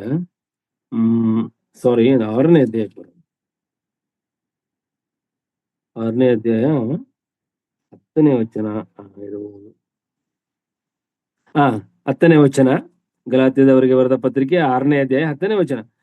ಆದದರಿಂದ ಸಮಯವಿರಲಾಗಿ, ಇನ್ನು ಸ್ವಾಮಿ ಬಂದಿಲ್ವಲ್ಲ, ನಾವು ಬೆಳಗ್ಗೆ ಎದ್ದ ತಕ್ಷಣ ಸ್ವಾಮಿ ಇನ್ನೂ ಬಂದಿಲ್ಲ, ಈ ದಿನ ಸ್ವಲ್ಪ ಕಾರ್ಯಗಳನ್ನ ನಾವು ಮಾಡ್ಬೇಕಾಗತ್ತೆ ಅಂತ ಹೇಳಿ ಪ್ರಾರ್ಥನೆ ಮಾಡಿ ಹೊರಡ್ತೇವೆ. ಆದದರಿಂದ ಸಮಯವಿರಲಾಗಿ ಎಲ್ಲರಿಗೆ ಒಳ್ಳೆಯದನ್ನು ಮಾಡೋಣ. ನೀವು ಒಳ್ಳೆಯದನ್ನ ಮಾಡುವಂತ ಸಂದರ್ಭಗಳು ನಿಮ್ಮ ಜೀವನದಲ್ಲಿ ಬಂದಾಗ ದಯವಿಟ್ಟು ಅದನ್ನ ಮಾಡಿಬಿಡಿ. ಮಾಡುವಾಗ ಯಾವುದೇ ಜಾತಿ ಕುಲ ಭಾಷೆ ಯಾವುದು ನಿಮ್ಮ ಮೈಂಡ್ ಅಲ್ಲಿ ಇಟ್ಕೊಳ್ಬೇಡಿ. ನಾವು ಕ್ರೈಸ್ತರಿಗೆ ಮಾಡ್ಬೇಕು, ವಿಶ್ವಾಸಿಗಳಿಗೆ ಮಾಡ್ಬೇಕು, ಇಲ್ಲ ನಮ್ಮ ಕುಟುಂಬಕ್ಕೆ, ಆತರ ಏನಿಲ್ಲ. ಈ ವ್ಯಕ್ತಿಗೆ ಒಳ್ಳೇದನ್ನ ಮಾಡ್ಬೇಕು ಅಂತ ನಿಮ್ಗೆ ಅನಿಸಿದ್ರೆ ಖಂಡಿತವಾಗಿ ಮಾಡ್ರಿ, ಅವ್ರಿಗೆ ಒಳ್ಳೇದ್ ಮಾಡಿ. ಅದನ್ನೇ ಒಳ್ಳೆಯದನ್ನು ಮಾಡುವುದರಲ್ಲಿ 10ನೇ ವಚನದಲ್ಲಿ, ಆದ್ರಿಂದ ಸಮಯವಿರಲಾಗಿ ಎಲ್ಲರಿಗೆ ಒಳ್ಳೆಯದನ್ನು ಮಾಡೋಣ. ಮುಖ್ಯವಾಗಿ ಅದರಲ್ಲಿ ಇಂಪಾರ್ಟೆಂಟ್, ಒಂದೇ ಮನೆಯವಂತಿರುವ ಕ್ರಿಸ್ತ ನಂಬಿಕೆಯುಳ್ಳವರಿಗೆ ಮಾಡೋಣ. ಇಲ್ಲಿ ಅರ್ಥ ಆಯ್ತಲ್ಲ ನಿಮಗೆ? ನಾವು ಒಳ್ಳೇದನ್ನ ಮಾಡೋದು ಯಾವುದೇ ಜಾತಿ ಧರ್ಮಗಳೆಲ್ಲ ನೋಡುವಂತಿಲ್ಲ. ಅವ್ರಿಗೆ ಯಾರೇ ಆಗಿರ್ಲಿ ನಾವು ಒಳ್ಳೇದ್ ಮಾಡ್ಬೇಕು. ಬಹುಶಃ ನಾವು ರಸ್ತೆಯಲ್ಲಿ ಹೋಗುವಾಗ ಒಬ್ಬ ಭಿಕ್ಷಕರು ಮತ್ತೆ ಇನ್ಯಾರೋ ಬಂದು ಬಹಳ ಕಾಯಿಲೆ ನಮ್ ಕೈ ಒಡ್ಡುವಾಗ ಬೇಸರಿಕೆ ಮಾಡಿಕೊಳ್ಳದೆ ಅವ್ರಿಗೆ ಏನಾದ್ರು ಒಂದು ಕೊಡುವಂಥದ್ದು, ಅವ್ರಿಗೊಂದು ಊಟಕ್ಕೆ ದುಡ್ಡು ಕೊಡುವಂಥದ್ದು, ಏನೂ ಆಗಲ್ಲ, ದೇವ್ರು ನಮ್ಗೆ ವಾಪಸ್ ಕೊಡ್ತಾನೆ ಅದನ್ನ. ಅವರೆಲ್ಲ ಲೆಕ್ಕ ಬರೀತಾರೆ, ಸ್ವಾಮಿ ಹತ್ರ ಲೆಕ್ಕ ಉಂಟು. ನಾವು ಮಾಡುವಂತ ಸುಕೃತ್ಯಗಳೆಲ್ಲ ಬರೀತಾನಂತ ಒಂದು ಬುಕ್ಕಲ್ಲಿ. ಆ ರೀತಿ ಅದು ಬರೆಯಲ್ಪಡ್ತದೆ, ಅದಕ್ಕೆ ಪ್ರತಿಫಲ ನಮಗೆ ಕೊಡ್ಬೇಕು. ಈ ತರ ಒಳ್ಳೆ ಕೆಲಸಗಳನ್ನ ನೀವು ಎಲ್ಲರಿಗೂ ಮಾಡ್ಬೇಕು. ಜೊತೆಗೆ ಒಂದೇ ಮನೆಯವರಂತಿರುವ ಕ್ರಿಸ್ತ ನಂಬಿಕೆಯುಳ್ಳವರಿಗೂ ನಾವು ಮಾಡ್ಬೇಕು. ಅಂದ್ರೆ ನನ್ನ ಸಹೋದರ ಸಹೋದರಿಯರಿಗೆ, ನನ್ನ ಕುಟುಂಬದವರಿಗೆ ನಾವು ಅದನ್ನ ಒಳ್ಳೆಯದನ್ನ ಮಾಡ್ಬೇಕು. ಒಳ್ಳೆಯದು, ನಾನೀಗ ಯಾವ್ಯಾವ್ದು ಒಳ್ಳೇದು ಅಂತ ನಾನು ಹೇಳಲಾರೆ. ನೀವು ಒಬ್ಬನ ಪ್ರಾಣ ಉಳಿಸುವುದು, ಒಬ್ಬ ಮಾನವನ ಉಳಿಸುವುದು, ಒಬ್ಬನ ನೀವು ಕಷ್ಟದಿಂದ ಪಾರ್ ಮಾಡುವಂಥದ್ದು, ಅಪಾಯದಿಂದ ಪಾರ್ ಮಾಡುವಂಥದ್ದು, ಏನೋ ಒಂದು ಒದ್ದಾಡುವಾಗ ನಿಮ್ಮಲ್ಲಿ ಆಗುವಂತ ಸಂದರ್ಭ, ನಿಮಗೆ ಸಹಾಯ ಮಾಡ್ಬೇಕಂತ ಆಗುವಂತ ನಿಮ್ಮ ಜೀವನದಲ್ಲಿ ಏನಾದ್ರು ಇತ್ತು, ಅಥವಾ ನಿಮ್ಗೆ ಮಾಡುವಂತ ಒಂದು ಇನ್ಫ್ಲುಯೆನ್ಸ್ ಮಾಡುವಂತ ಒಂದು ಕೆಪಾಸಿಟಿ ನಿಮ್ಗಿದ್ರೆ ನೀವು ಅದಕ್ಕೆ ಉಪಯೋಗಿಸ್ರಿ, ಖಂಡಿತವಾಗಿ ಉಪಯೋಗಿಸ್ರಿ. ಹಿಂದೆ ಮುಂದೆ ನೋಡ್ಬೇಡ್ರಿ. ನೀವು ಅದರಲ್ಲಿ ಏನು ಕೊಟ್ಟರು ಕೂಡ ಅದರ ಹತ್ರಷ್ಟು ಪ್ರತಿಫಲವನ್ನ ಕರ್ತನು ನಮಗೆ ಕೊಡುವುದಾಗಿ ಪ್ರಾಮಿಸ್ ಮಾಡಿದ್ದಾನೆ. ಹಾಗಾಗಿ ನಾವು ಪ್ರತಿಯೊಬ್ಬರಿಗೂ ಒಬ್ಬರಿಗೊಬ್ಬರು ನಾವು ಸಹಾಯ ಮಾಡುವವರಾಗಬೇಕು. ಒಳ್ಳೆಯದನ್ನ ಮಾಡುವುದರಲ್ಲಿ ಬೇಸರಗೊಳ್ಳಬಾರದು. 9ನೇ ವಚನದಲ್ಲಿ, ಇದೇ ಭಾಗದ 9ನೇ ವಚನದಲ್ಲಿ, ಒಳ್ಳೆಯದನ್ನು ಮಾಡುವುದರಲ್ಲಿ ಬೇಸರಗೊಳ್ಳದೆ ಇರೋಣ, ಯಾಕಂದ್ರೆ ಮನಗುಂದದಿದ್ದರೆ ತಕ್ಕ ಸಮಯದಲ್ಲಿ ಬೆಳೆಯನ್ನು ಕುಯ್ಯುವೆವು ಅಂದ್ರೆ ಒಳ್ಳೆಯ ಕೆಲಸಗಳನ್ನ ನಾವು ಪ್ರತಿಯೊಬ್ಬರಿಗೂ ಮಾಡುವಂತಹ ಸಂದರ್ಭದಲ್ಲಿ, ಅದರಲ್ಲೂ ಒಂದೇ ಮನೆಯವರು ಅಂತ ಹೇಳಿದ್ರೆ ಕ್ರಿಸ್ತನ ದೇಹವೆಂಬ ಸಭೆ ಎಂಬ ಆ ದೇಹದಲ್ಲಿ, ಆ ಮನೆಯಲ್ಲಿರುವಂತ ನಮ್ಮ ಸಹೋದರ ಸಹೋದರಿಯರ ಕುಟುಂಬದವರಿಗೂ ಕೂಡ ನಾವು ಒಳ್ಳೆಯದನ್ನ ಮಾಡಬೇಕು. ನಮ್ಮ ಕಿವಿಗೆ ಒಂದು ಸಂದೇಶ ಬರಬಹುದು, ನೋಡಿ ಅವ್ರ ಕುಟುಂಬದಲ್ಲಿ ಈ ತರ ಆಗ್ಬಿಟ್ಟಿದೆಯಂತೆ, ಬಹಳ ಕಷ್ಟಪಡ್ತಾ ಇದ್ದಾರೆ, ತೊಂದರೆಲಿ ಇದ್ದಾರೆ, ಏನ್ ಮಾಡ್ತೀರಿ ಅನ್ನೋದೊಂದು ವಿಚಾರ ಗೊತ್ತಾರೆ. ನಿಮ್ ಕೈಲಿ ಒಳ್ಳೇದನ್ನ ಮಾಡುವುದಕ್ಕಾಗುವಾಗ ನೀವು ಬೇಸರಗೊಳ್ಳದೆ ತಕ್ಷಣ ಅಲ್ಲಿಗೆ ಹೋಗಿ ವಾಲಂಟ್ರಿ ಸರ್ವಿಸ್ ಕೊಡಿ. ವಾಲಂಟ್ರಿಲಿ ನೀವು ಸರ್ವಿಸ್ ಕೊಡಿ ನಿಮ್ಮ ಪಕ್ಕವಾದ ಮನೆಯವರಿಗೆ. ಅವ್ರಿಗೆ ಯಾರೇ ಆಗಿರ್ಲಿ, ನೀವು ಅವರಿಗೆ ಸರ್ವಿಸ್ ಕೊಡಿ. ಅದ್ರ ಮುಖ್ಯವಾಗಿ ಕ್ರೈಸ್ತರ ಅಂದ್ರೆ ಕರ್ತನ ಮಕ್ಕಳಿಗೆ ನೀವು ಆ ಗುಡ್ ಸರ್ವಿಸ್ ನೀವು ಕೊಡ್ಬೇಕು, ನೀವು ಮಾಡ್ಬೇಕು ಎಂಬುದಾಗಿ ಕರ್ತನ ಈ ವಾಕ್ಯದ ಮೂಲಕ ನಮಗೆ ತಿಳಿಸ್ತಾನೆ. ಮತ್ತೆ 16 ಮತ್ತು 17ನೇ ವಚನಕ್ಕೆ ನಾನು ಬರ್ತೇನೆ ಪುನಃ. ಯಾವುದು ಕ್ರೈಸ್ತರು ಅನುಸರಿಸ್ತಕ್ಕಂತ ಕೆಲವು ಸೂತ್ರಗಳಲ್ಲಿ ಸಮಯ ಆಗ್ತಾ ಇದೆ, ಇನ್ನೊಂದ್ 2-3 ನಿಮಿಷದಲ್ಲಿ ಕೆಲವು ವಿಷಯವನ್ನ ನಾನು ಬಿಡ್ಬೇಕಾಗ್ತದೆ, ಬಿಟ್ಬಿಡ್ತೀನಿ. ಅದರಲ್ಲಿ ಏನಿದೆ, 16-17ರಲ್ಲಿ ಯಾವಾಗ್ಲೂ ಸಂತೋಷಿಸ್ರಿ, ಎಡಬಿಡದೆ ಪ್ರಾರ್ಥನೆ ಮಾಡ್ರಿ, ಎಲ್ಲದರಲ್ಲಿಯೂ ಕೃತಜ್ಞತಾ ಸ್ತುತಿ ಮಾಡ್ರಿ, ಇದೇ ನಿಮ್ಮ ವಿಷಯವಾಗಿ ಕ್ರಿಸ್ತ ಯೇಸುವಿನಲ್ಲಿ ತೋರಿ ಬಂದ ದೇವರ ಚಿತ್ತ. ನಾವು ಈ ಸೂತ್ರಗಳನ್ನ ಅನುಸರಿಸುವಾಗ ಯಾವಾಗ್ಲೂ ಸಂತೋಷಿಸಿರಿ ಅಂತ ಹೇಳಿದ್ರೆ, ಈ ಸೂತ್ರಗಳನ್ನ ಈ ರೀತಿಯಲ್ಲಿ ನಮ್ಮ ಜೀವನವನ್ನ ನಾವು ಮಾರ್ಪಡಿಸಿಕೊಂಡ್ರೆ ಈ ದಿವಸದಲ್ಲಿ ಮುಂದಿನ ದಿನಗಳಲ್ಲಿ ನಾವು ಸಂತೋಷವುಳ್ಳವರಾಗಿರುತ್ತೇವೆ. ಜ್ಞಾಪಕವಿರಲಿ. ಇದಕ್ಕೆ ನನ್ನೊಂದಿಗೆ ಫಿಲಿಪ್ಪಿದವರಿಗೆ ಬರೆದ ಪತ್ರಿಕೆ 4ನೇ ಅಧ್ಯಾಯ 4ನೇ ವಚನವನ್ನ ದಯಮಾಡಿ ತೆಗಿರಿ. ಫಿಲಿಪ್ಪಿದವರಿಗೆ ಬರೆದ ಪತ್ರಿಕೆ 4ನೇ ಅಧ್ಯಾಯ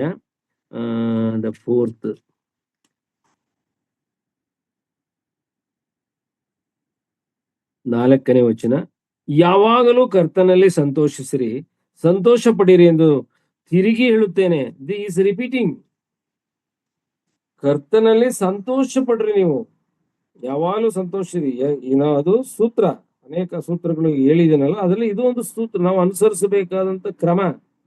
ಕ್ರಿಸ್ತೀಯ ಜೀವಿತದಲ್ಲಿ ವಿಶ್ವಾಸಿಯಾಗಿ ನಾವು ಅನುಸರಿಸಬೇಕಾದಂತ ಒಂದು ಕ್ರಮ. ಯಾವಾಗಲೂ ಕರ್ತನಲ್ಲಿ ಸಂತೋಷಿಸಿರಿ, ಸಂತೋಷ ಪಡಿರಿ ಎಂದು ತಿರುಗಿ ಹೇಳುತ್ತೇನೆ.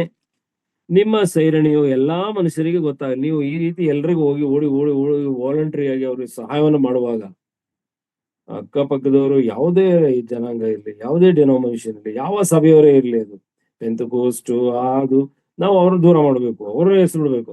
ನಾವು ಅವರನ್ನ ಅನುಸರಿಸುವುದು ಬೇಡ, ಬಟ್ ಸಹಾಯ ಮಾಡುವಂತ ಅವಕಾಶ ಸಿಕ್ಕಿದಾಗ ಖಂಡಿತ ಅವ್ರಿಗೆಲ್ಲ ಹೋಗಿ ಸಹಾಯ ಮಾಡ್ರಿ. ದೇವರು ನಿಮಗೆ ಅದರ ಹತ್ತರಷ್ಟು ಪ್ರತಿಫಲವನ್ನ ಕೊಡುತ್ತಾನೆ. ಇದರಿಂದ ಅವರು ನಿಮ್ಮ ಸೈರಣೆಯು ಎಲ್ಲಾ ಮನುಷ್ಯರಿಗೆ ಗೊತ್ತಾಗಲಿ, ಕರ್ತನು ಹತ್ತಿರವಾಗಿದ್ದಾನೆ.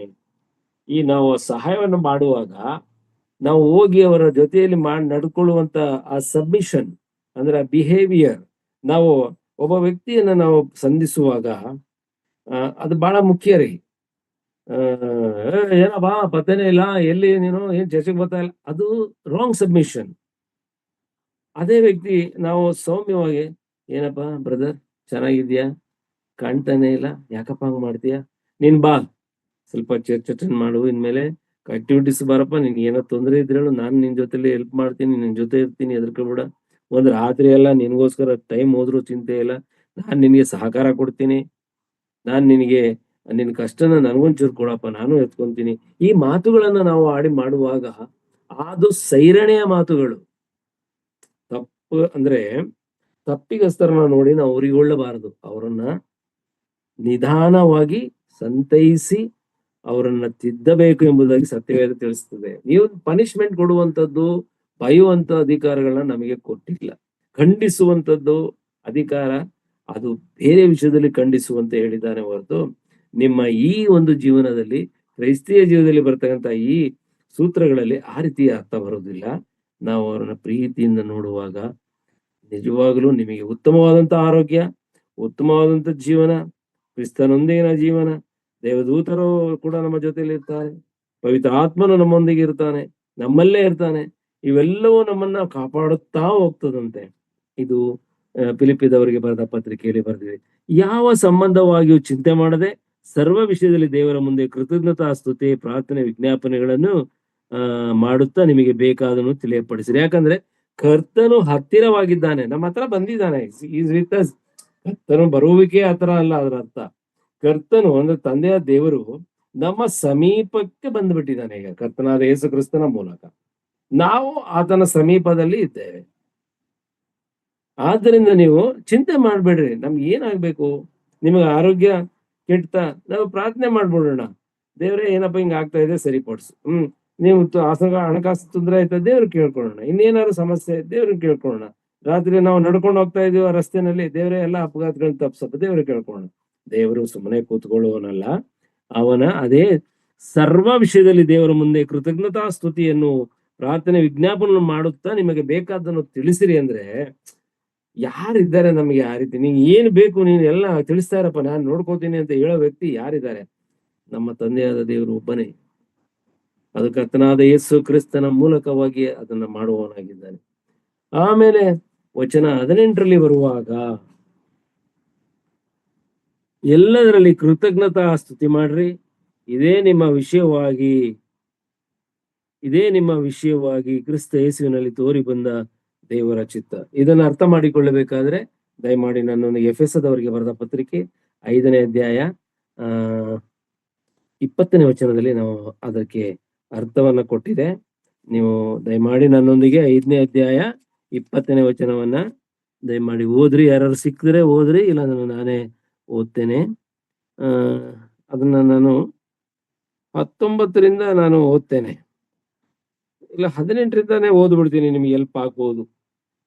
ಎಫೆಸದವರಿಗೆ ಬರೆದ ಪತ್ರಿಕೆ 5ನೇ ಅಧ್ಯಾಯ 18ನೇ ವಚನದಿಂದ, ಮದ್ಯಪಾನ ಮಾಡಿ ಮತ್ತರಾಗಬೇಡ್ರಿ, ಅದರಿಂದ ಪಟಿಂಗತನವು ಹುಟ್ಟುತ್ತದೆ.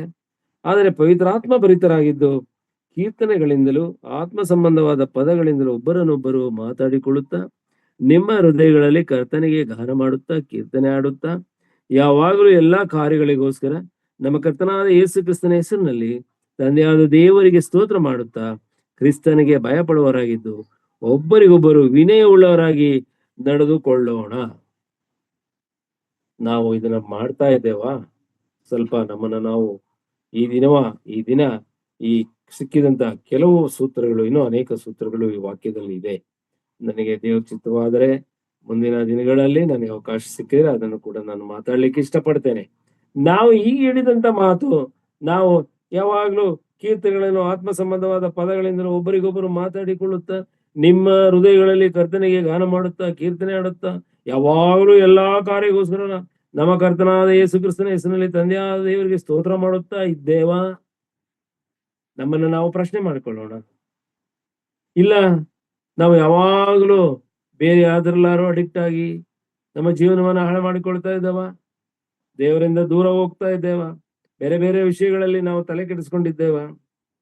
ಬೇಡದ ವಿಷಯಗಳಿಗೆಲ್ಲ ನಾವು ತಲೆ ಹಾಕ್ತಾ ಇದ್ದೇವೆ? ಆತರ ಏನಾದ್ರು ಮಾಡ್ಕೊಂಡಿದ್ದೇವ?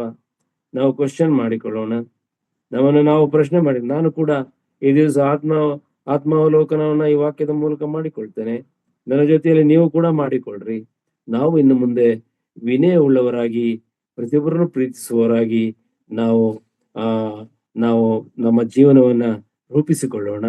ಅಕ್ರಮವಾಗಿ ನಡೆಯುವವರಿಗೆ ಬುದ್ಧಿ ಹೇಳೋಣ ಮತ್ತು ಮನಗುಂದಿದವರಿಗೆ ಧೈರ್ಯ ಪಡಿಸೋಣ. ಬಲಹೀನರಿಗೆ ಆಧಾರವಾಗೋಣ, ಅಂದ್ರೆ ಸಹಾಯ ಮಾಡೋಣ. ಅನುಮಾನ ಪಡುವವರನ್ನ ಸಂತೈಸೋಣ. ಕಷ್ಟದಲ್ಲಿರುವವರಿಗೆ ಸಹಾಯ ಮಾಡೋಣ. ಎಲ್ಲರಲ್ಲಿ ದೀರ್ಘ ಶಾಂತಿಯಿಂದ ಅನ್ಯೋನ್ಯತೆಯಿಂದ ನಾವು ಇರೋಣ. ಯಾರು ಅಪಕಾರವನ್ನು ಮಾಡದೆ. ಈಗ ನನಗೆ ಹಂಗ ಆಗ್ತದೆ, ನಾನು ಎಷ್ಟೋ ಸಲ ನಾನು ನಡ್ಕೊಂಡಿರೋದು ಉಂಟು. ಆದ್ರೆ ತಕ್ಷಣ ದೇವರು ಅದಕ್ಕೆ ಪ್ರತಿಫಲವನ್ನು ಕೊಟ್ಟಿರ್ತಾನೆ ಮತ್ತು ನನಗೆ ಮನಸ್ಸನ್ನು ಕೊಟ್ಟಿರ್ತಾನೆ. ನಾವು ಮತ್ತೆ ದೇವರ ಬಳಿಗೆ ನಮ್ಮ ಬಂದುವಂತ ಈ ಜೀವನ ಎಲ್ಲರಿಗೂ ಸಿಗುವಂತದ್ದು ಇದು. ಆದ್ರಿಂದ ನಾವು ಒಬ್ಬರಿಗೊಬ್ಬರು ನಾವು ಆ ರೀತಿಯಲ್ಲಿ ನಡೆದುಕೊಳ್ಳದೆ ಪ್ರೀತಿಯಿಂದ ನಡ್ಕೊಳ್ಬೇಕು. ಒಬ್ಬರ ಹಿತವನ್ನ ನಾವು ಮಾಡಬೇಕು, ಪ್ರಯತ್ನಿಸಬೇಕು ಮತ್ತು ಅಪಕಾರವನ್ನ ಮಾಡುವುದನ್ನ ನಾವು ಈ ದಿವಸದಿಂದಲೇ ಬಿಟ್ಟು ಬಿಡೋಣ. ಅವನು ಮಾಡ್ತಾ ಇದ್ದಾನೆ, ದೇವರಿಗೆ ವಹಿಸೋಣ. ಅವನನ್ನ ತಿದ್ದಿ ಸರಿಪಡಿಸುವಂತ ಆ ಒಂದು ಶಕ್ತಿ ನಮ್ಮ ಕರ್ತನಾದ ಯೇಸು ಕ್ರಿಸ್ತನಿಗಿದೆ. ಯಾವಾಗಲೂ ಸಂತೋಷ ಪಡೋಣ. ನಾವು ತಂದೆಯಾದ ದೇವರಲ್ಲಿ, ನಮ್ಮ ಕರ್ತನಾದ ಯೇಸು ಕ್ರಿಸ್ತನ ಹೆಸರಿನಲ್ಲಿ ನಾವು ತಂದೆಯಾದ ದೇವರಿಗೆ ಸ್ತುತಿ ಸ್ತೋತ್ರಗಳನ್ನು ಕೊಡುತ್ತಾ ನಮ್ಮ ಕಷ್ಟವನ್ನು ಅವ್ರಿಗೆ ಹೇಳಿಕೊಳ್ಳುತ್ತಾ ನಮಗೆ ಬೇಕಾಗುವಂತ ವರಗಳನ್ನ ನಾವು ಬುದ್ಧಿವಂತಿಕೆಯಿಂದ ಅವರಿಂದ ಪಡ್ಕೊಳುತ್ತಾ ಈ ಲೋಕ ಯಾತ್ರೆಯಲ್ಲಿ ಚೆನ್ನಾಗಿಯೇ ಬಾಳೋಣ, ಸಂತೋಷವಾಗಿಯೇ ಬಾಳೋಣ, ಎಲ್ಲರೂ ಚೆನ್ನಾಗಿಯೇ ಇರೋಣ. ನಾವು ಯಾರು ಕೂಡ ಮನೆಗುಂದಿದವರಾಗಿ ಅನಾರೋಗ್ಯ ಸ್ಥಿತಿಗೆ ಹೋಗಿ ಮತ್ತೊಂದು ಆಗದ ಹಾಗೆ ನಮ್ಮ ಜೀವನವನ್ನು ನಾವು ರೂಪಿಸಿಕೊಳ್ಳೋಣ. ಯಾಕಂತ ಹೇಳಿದ್ರೆ ಸಂತೋಷ, ಸಮಾಧಾನ, ಹೃದಯ ಒಳ್ಳೆಯ ಔಷಧ ನಮಗೆಲ್ಲ ಕಾಯಿಲೆಗಳಿಂದ ಬಿಡುಗಡೆಯನ್ನು ಕೊಡುವಂತದ್ದಾಗಿದೆ. ನಮಗೆ ಏನಾದ್ರು ತೊಂದರೆ ಇದ್ರೆ ಕರ್ತನು ಬಿಡುಗಡೆ ಕೊಡ್ತಾನೆ. ಮತ್ತು ಯಾವಾಗಲೂ ಸಂತೋಷ ಪಡೋಣ, ಫಿಲಿಪ್ಪಿದವರಿಗೆ ಈಗ ನಾವು ಓದಿದ ಪ್ರಕಾರ. ಆಮೇಲೆ ಕೊನೆಯದಾಗಿ 21ನೇ ವಚನ, ಇದೇ ಫಿಲಿಪ್ಪಿದವರಿಗೆ ಬರೆದ ಪತ್ರಿಕೆ 5ನೇ ಅಧ್ಯಾಯದ 21ನೇ ವಚನದಲ್ಲಿ ಹೀಗೆ ಬರೆಯಲ್ಪಟ್ಟಿದೆ, ಒಬ್ಬರಿಗೊಬ್ಬರು ವಿನಯವುಳ್ಳವರಾಗಿ ನಡೆದುಕೊಳ್ಳಿರಿ. ಅದೇ ವಿಷಯ. ನೀವು ಪ್ರಾಕ್ಟಿಕಲ್ ಆಗಿ ಟ್ರೈ ಮಾಡಿ. ಹಲೋ ಬ್ರದರ್, ಚೆನ್ನಾಗಿದ್ದೀರಿ ಬ್ರದರ್, ಹೇಗಿದ್ದೀರಿ ಬ್ರದರ್, ನಿಮ್ಮನ್ನ ನೀವು ತಗ್ಗಿಸ್ಕೊಳ್ಳಿ, ನಮಸ್ಕಾರ ಮಾಡಿ. ಈಗೋ ಪ್ರಾಬ್ಲಮ್ ಬರಬಾರ್ದು. ಈಗೋ ಅನ್ನೋದು ಸೈತಾನಿಂದ ಬರುವಂಥದ್ದು. ಅದೆಲ್ಲ ಬೇಡ ನಮಗೆ. ನಾವು ದೇವರಿಗೆ ತಗ್ಗಿ ಬಗ್ಗಿ ದೇವರಿಗೆ ವಹಿಸಿಬಿಟ್ಟು ಸಮಾಧಾನವಾಗಿ ನಾವು ಇರೋಣ.